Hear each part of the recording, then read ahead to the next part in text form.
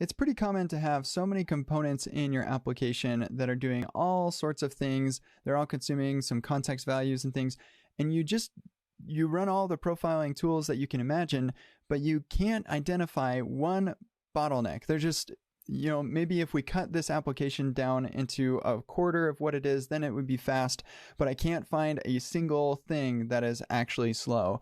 This is something that I call perf death by 1,000 cuts. It's kind of hard to say, but it's perf death by 1,000 cuts.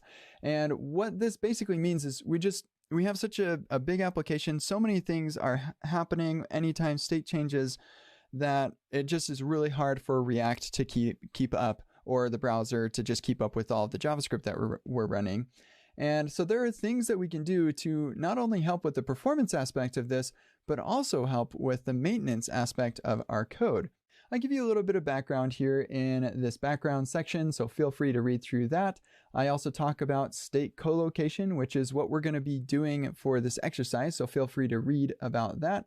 And for our specific exercise and the experience that we're trying to optimize, we are trying to improve the speed at which somebody types in this dog input. So if we come up here and I type in something like super fast, then it does not respond super fast. I want it to respond super fast, but it does not. So what's going on here? Well, the dog name is hooked up with the rest of this grid, and every single time we type in here, we're making an update to the state, which is going to re-render all of the cells in that grid. And so our solution is to collocate the state, because often you'll find that you don't actually have to have the context holding all of the state of your application. And in fact, it's actually better for performance and for maintainability to put things as close to where they're relevant as possible. So for this exercise, that's what you're going to be doing, co-locating the state of the dog name.